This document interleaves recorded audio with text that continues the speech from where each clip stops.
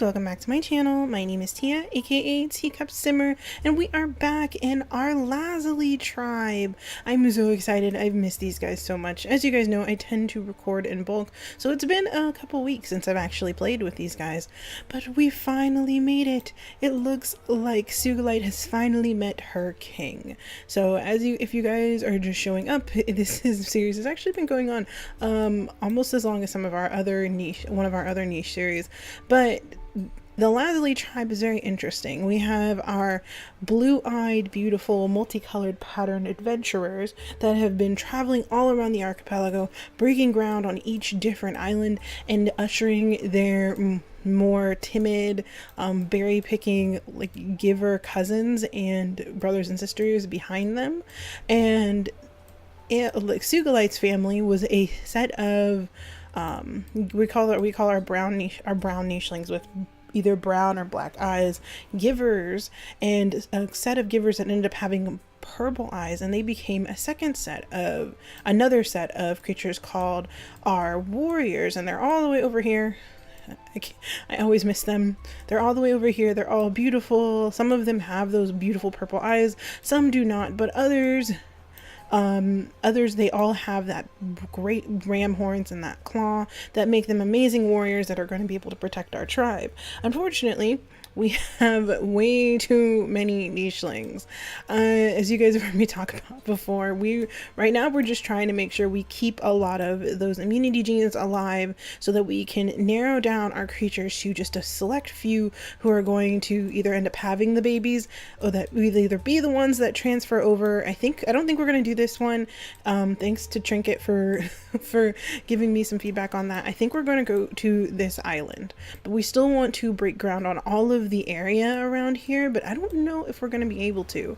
Like, I at least want one nicheling to touch each island.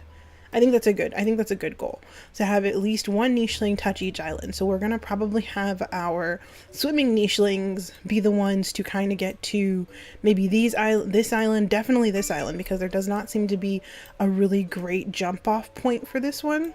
So we might have our swimming nichelings travel around the waters, avoiding the leeches, of course, and maybe picking up some clams every once in a while, and getting over and helping us kind of break ground on all of these little areas as they make their way all the way over here, which is going to be like our main position.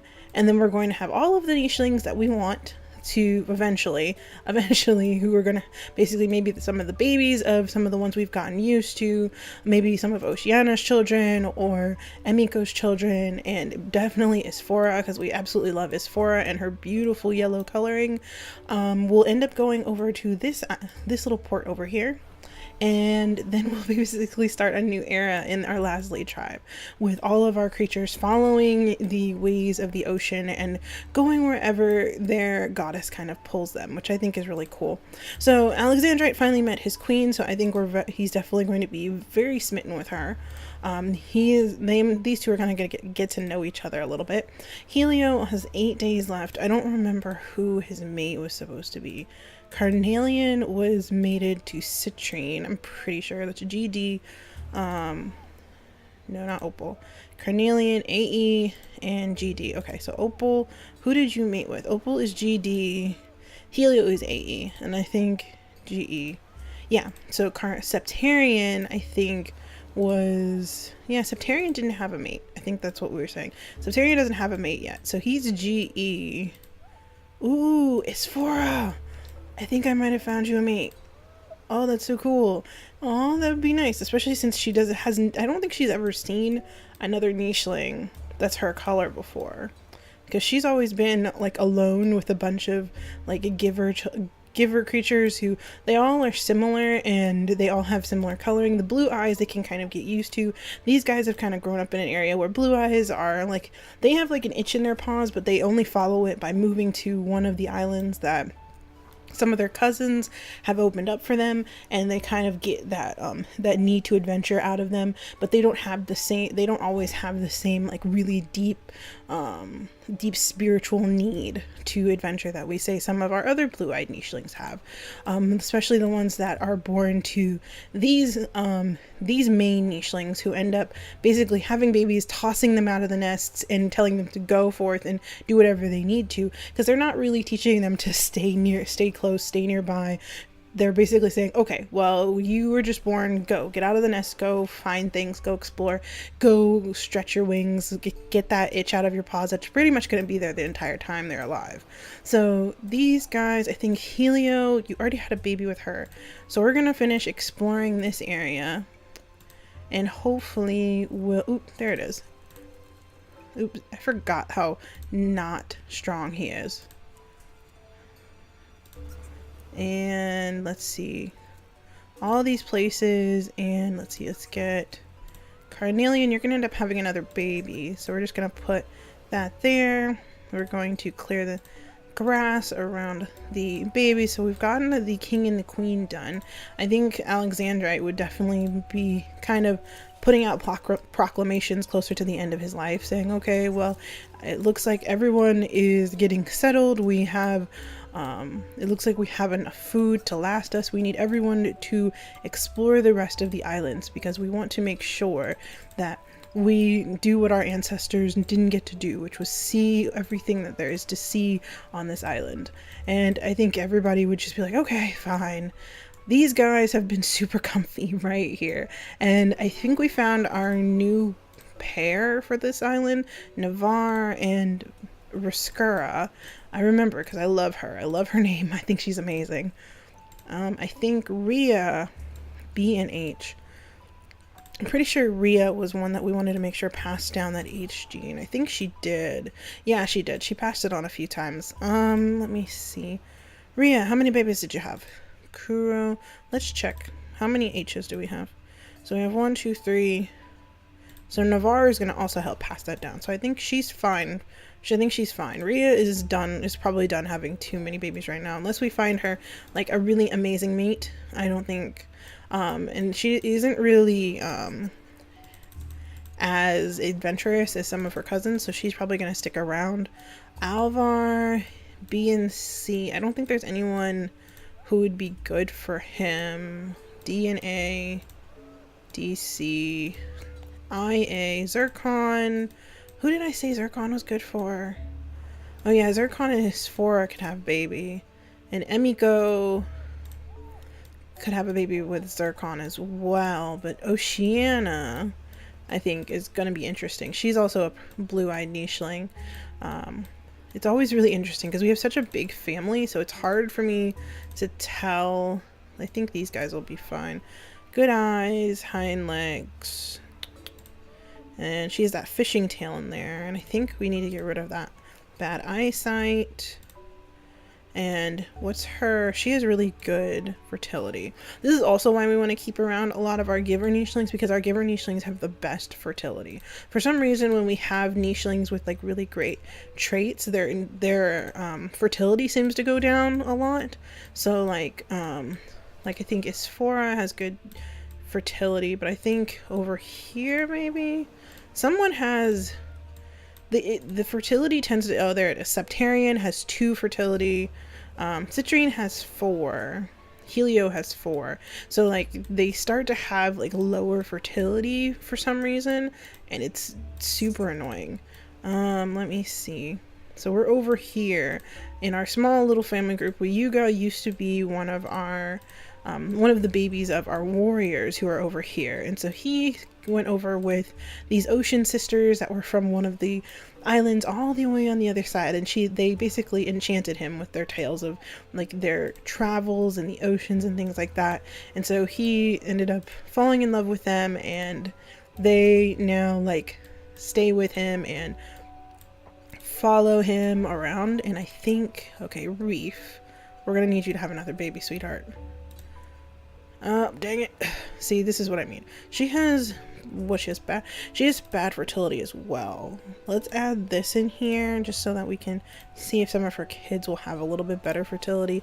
He has great fertility, so I don't know what her problem is. There we go. And their baby Kore is, I think we need to rename her as well. She has mediocre fertility. She has 3 fertility, which is why we needed to give her that 2, just so she has something else to pass down. And let's see. Let's look at our warriors. They've taken over this area. Oh, these guys I love so much. Let's see. Let's get Striker is over here. And then there's Usama. It's always fun trying to pronounce her name. And there's Striker and Usama, who are very big clawed nichelings, who I think we're going to have our... I was thinking about this while I was playing around. I think we're going to have our water nichelings. Eventually we're going to add a claw for them as well. Maybe they'll end up mating with some of our warriors eventually, like come on land every once in a while and like be extremely beautiful and be like, oh, well, we're looking for mates, and they'll end up being able to like ensnare maybe a warrior or 2 and maybe their children will end up having that claw. But I think we should be able to like kind of push the fish towards the warriors by everybody moving around like this, because the fish kind of gravitate towards a certain area. So if we move our creatures around, we should be able to get them to move the fish towards where the warriors are, which is like where Striker and Isphora would kind of take over and like get out all the fish, which would be awesome. And let's see, Orca, who is our beautiful little, I think her name is inspired by a whale. Tarmo is sitting over here. All of our nichelings tend to stay in the grasses. At least our warrior nichelings tend to stay in the grasses as they learn how to hunt. And Amelia is, oh, she's a beautiful little thing. She stays underneath her tree or gets berries. She is not very warrior like, and she's very aware of it, and so she feels like her family makes her very aware of it. There we go. And let's see, we have, I think Garnet is not the mate. Oh yeah, I forgot. I forgot that he passed away. Oh my goodness. Rossi had so many kids. Oh gosh. So Rarasi, where are all your babies? So Rarasi was, I think she was Sugalite and Tanzanite. There he is. Tanzanite passed away. And so he was like the mate of Rarasi. And Rarasi is actually one of the few left who are from the original lines of our nichelings. They don't show us all of the lines anymore. Like they don't show us like as far back as possible, but they do show us as far back as the ones that are still alive. They show you their parents. So we have Reed, Kai, and Thorn. Thorn was actually the amazing creature who decided to like leave her island behind and go on a final adventure because she knew her life was coming to an end, and she ended up having these amazing babies with purple eyes, and she introduced our warriors to our tribe, which I'm very happy about. But Rarasi is actually in her final days of life, and I think it would be really cute for her to sit here and look after her beautiful purple-eyed babies that she was able to have, her final babies with Tanzanite, which I'm actually super happy about. These guys are going to be like the future of our warriors. They're going to be the ones like ushering in some new amazing warrior genes, which I'm super excited because I love having warriors. They're super cute. They just make my day. And then there is Jade. I call her Jade more often than not. And Carol, and I know someone was requesting that Carol have a daughter named Coral, which would be super cute. So I'm not sure how we would go about that, but I think it would be adorable. So I'm not sure who would be a best mate for her. I don't know if she'd have like a mini fling with Shark, maybe she'd have a mini fling with Shark. And then I forgot, Lake and Kraken are also moving over here to meet with the underwater nichelings. I forgot about these guys. They just move super slow because they're babies. And there's Kraken, who's super cute. And then we have Viho, who was, I believe, he was, oh, I forgot, Bluma. Bluma was another one of our creatures that is actually going to end up being a warrior. She is beautiful purple eyes. They just stand out like crazy on her. And let's see, we're going to put Cora back in the nest. She's just going to knock down some more.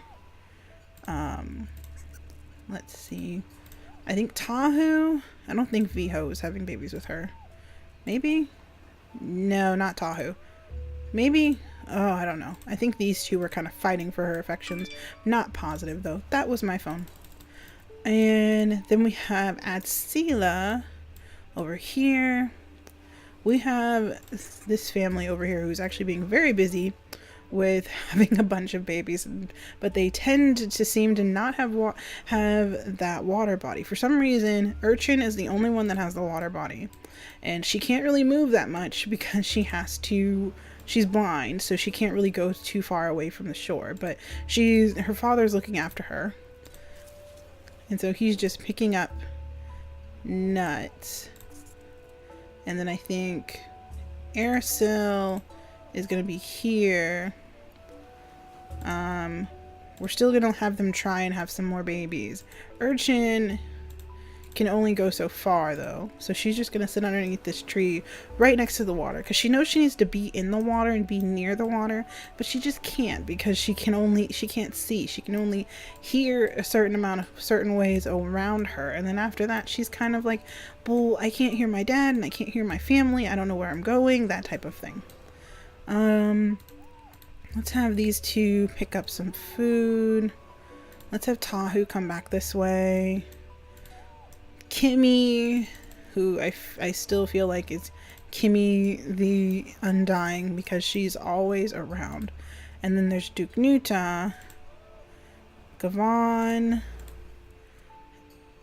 and Iolite, who is, after her mate's passing, technically the ruler of this area. She's a very kind ruler. She grew up listening to stories about the ocean and about how their tribe is supposed to actually be listening to, like, the goddess Lapis, and she knows her daughter, she was able to name her Lapis because she was the first to have gills or have this strange water body, but she doesn't really know what to do about all of these interesting creatures that she ends up basically giving birth to and having to send into the water to be on their own.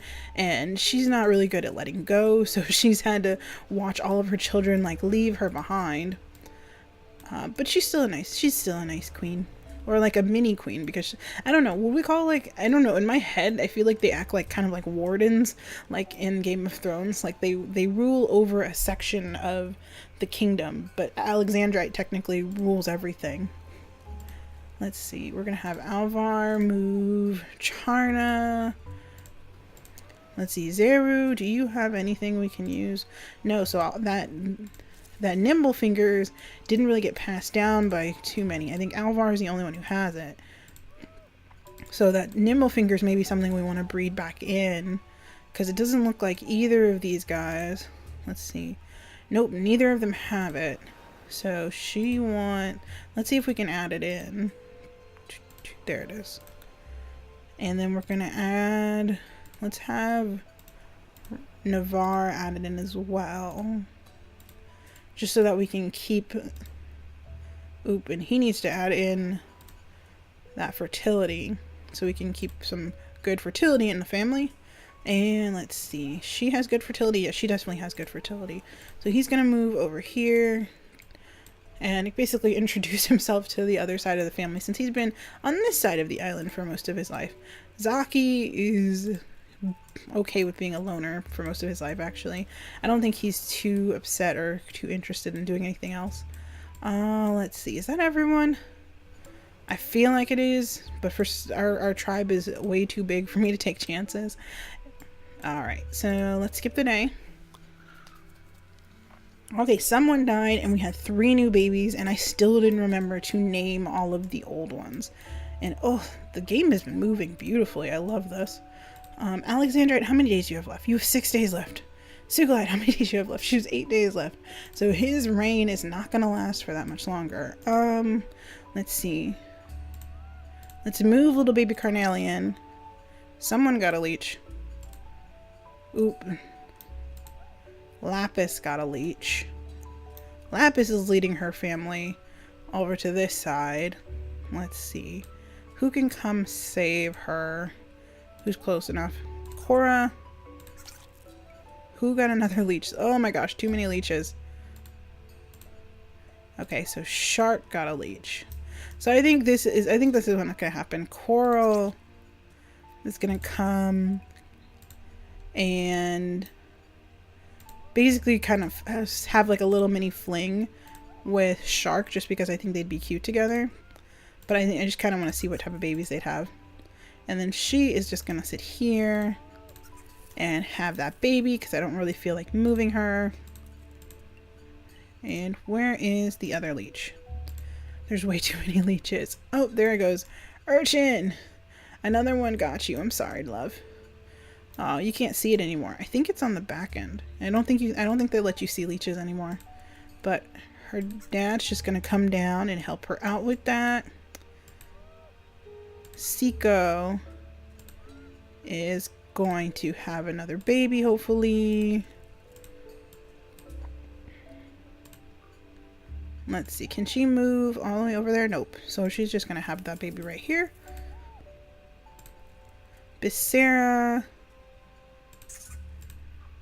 is just gonna look after her brothers because she's the oldest. And Airsil and the new little one that I have to rename because I always forget. And let's see, that family is doing fine. So is there one more leech that I missed? Someone else has a leech. Who is it? Guppy. Guppy got a leech. Okay. Yeah, this island is actually not that hard, which is why we have so much food. I have a feeling I'm probably gonna regret it because there's gonna come a time where we're not gonna have this much food. And let's see, can we get... There we go. And there we go. So these guys were able to work together to get that crabbit, and I think this is going to introduce our warriors and our water creatures, which is going to be fun. And Usama, there you go. She found some fish. So I think this is what we're going to end up doing. Just getting our water creatures to kind of herd fish towards our warrior creatures, which would be really fun. Okay, and I think everybody's moved in down there. Only ones left are Lake and Guppy, who move kind of like as a unit. But Guppy has no Kraken. Not Guppy, sorry. Kraken. He's technically, they're both related, but so Kraken and Lake both have Ooh, that was actually worked out nicely. Both have underwater breathing, so they kind of move together as a unit. Where was I working? Oh yeah, it's for I think I was gonna move you down this way and get you over here so she can possibly get to the point where she can go down this way and get over here, because I think her and Septarian may be able to have a baby or two that would actually be healthy.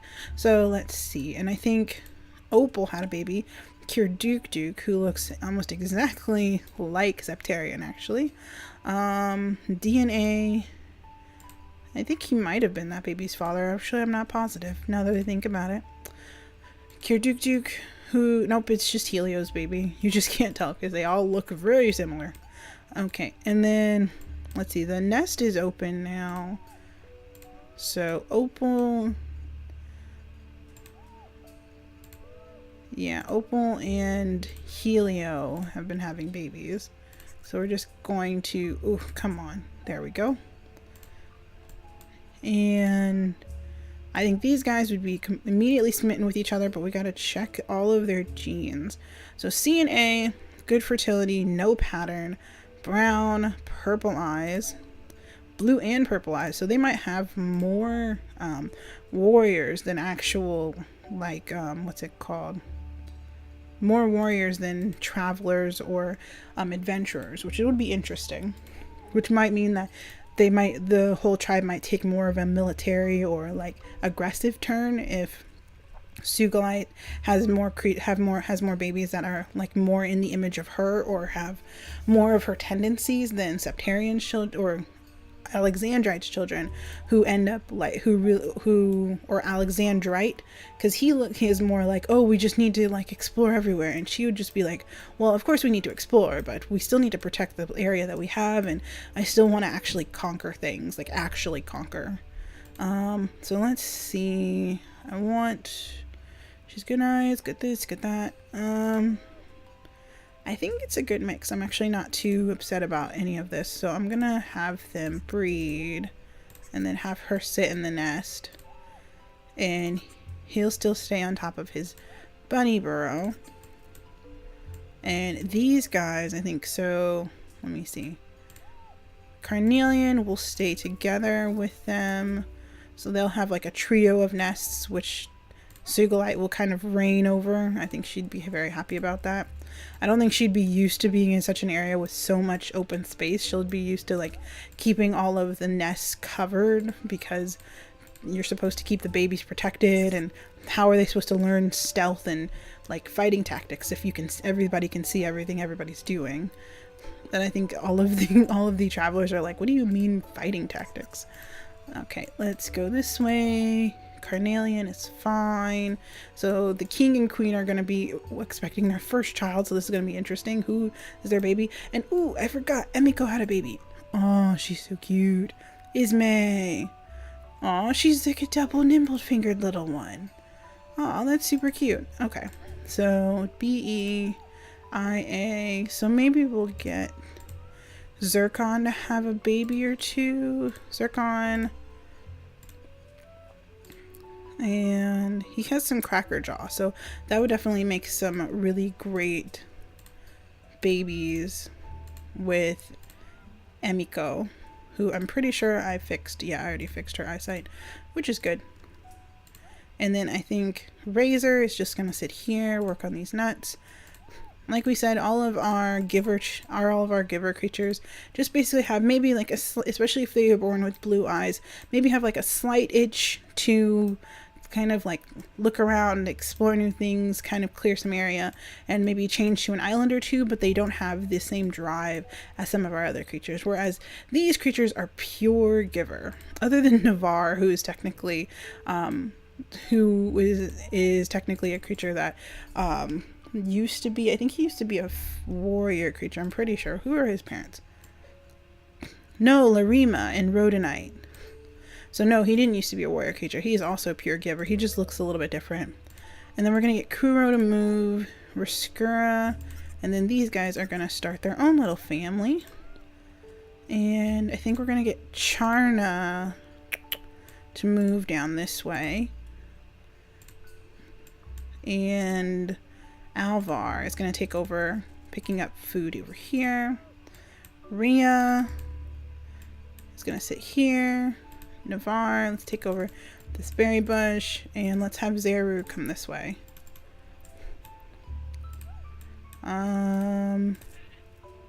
Zaki is having very little luck with the mole though. And let's see. Iolite is actually getting a lot older, and I don't know if how she's going to deal with trying to figure out who's going to rule her family afterward, especially since all of the children that she would have had are all just in the water. All of her babies just decided to run into the water, and she doesn't know anything to do. She doesn't know what to do about it. Orca is cutting a path of destruction. She is so cute. Let's see. Kirta and Isiana. We need to give them both names. I haven't done that yet. We have so many new babies that we have to name. Rarasi, there we go. I think she'd kind of fully claim the area now that she's pretty much, I think she has like 1 day left. Yeah, she's pretty much gonna pass away. She gave us all of her beautiful purple-eyed babies. And a lot of our beautiful blue-eyed babies, actually, now that I think about it. Let's see, let's get Amelia to sit there. Okay, who else am I missing? Like I said, we have such a big family, you guys. There's Jade, who is still the jealous little thing because she was born to Iolite, but she did not have any of those water genes that all of her siblings seem to, so she is stuck on the shore, extremely upset. Duke Nuta, Gavon is going to make his way over here because he is hankering for some water. Tahu is just going to take out the bunny. Cora, she's just like so much like some of our older creatures who like basically set up their nest right here and have been around here for most of their lives. And I don't think she would know to do anything else. And Larara is another, seriously, like I don't get it.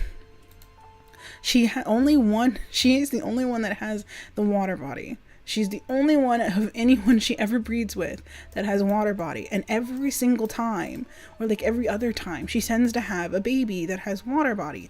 Whereas these two, all the way over here, both of them have the possibility of tossing water body. But for some reason, only one of their kids has ever had water body. I do not understand how this random thing works. It's super frustrating. And let's see. So that's C and B, A and D for Tahoe, and I for Viho, and then Larara, who is your dad? So Tahu. I think we were moving Viho over here because he was going to have a baby with her. Let's see, he has eyes we have to fix. And he has Crackerjaw in there, he has nimble fingers. Alright, let's try this one. Hopefully it'll work out. Look at all the bunnies. They just all showed up at once. Get it, Bluma. There we go. She's definitely showcasing herself to be a great warrior. She's going to be fun. I think she's going to be one of those creatures that I'm going to actually really enjoy. Let's see. Adsela is over here kind of upset because her berry bush is kind of given up on her at this point. So she's like hitting it in vain, like, why won't you give me more food? And then we've got Kala, who I really like her spots. I'm pretty sure she's Cora's sister. Like, I really like her spots, but I don't really know who she'd have a baby with. And who did I forget? These guys! Oh goodness, these guys are, oh wow, there's way too many, like I said, way too many people. Ryuga, get it. And Starfish, help pick up that food. And I think there are bunnies around here somewhere that are eating all of the food. There we go. But I like this little family group. These guys are cute. So Reef and Starfish are both kind of supporting Ryuga. They're actually much older than him, which is really interesting. So it's like they kind of entranced him, and he's just kind of like their protector now, and they use him for breeding. That's horrible. That's a horrible way to look at it, but it feels like that sometimes, just because of how they're like their age difference, and because he just seems to like run around and attack bunnies and keep their food safe and just keep them safe. So right now what we're going to do is see what Sugalite's first baby is going to be in this gigantic nursery of the travelers, and then hopefully we'll be able to see what happens if and what type of baby these guys are going to have. This is actually going to be super fun. Okay, so we're gonna, I want to see. There we go. Okay, so we're gonna skip the day. Go. Oh my goodness, she's beautiful. Oh wow, she's gorgeous. She looks a lot like Usama. Oh wow, oh, that's cute. She looks amazing. Like I appreciate that look. That look is like that black horns. Oh, that's gorgeous. And I didn't realize it, but they made some changes to the horns. Look at that detail, guys. Like, do you see that? Like, look at the details on the little baby. Oh, goodness. Oh, that's gorgeous. Okay, cool. So we have two little girls. Rarari with that great black pattern. Where the heck did that come from? And Kore. Oh goodness. So we're gonna have some amazing creatures. So I think right now what I'm gonna do is close this part right here, you guys. I'm gonna go in, and the first thing we're gonna do tomorrow is name all the or not tomorrow, but the next time we're gonna name all the babies, because I've forgotten to name all the babies every single time, and we really need to do that.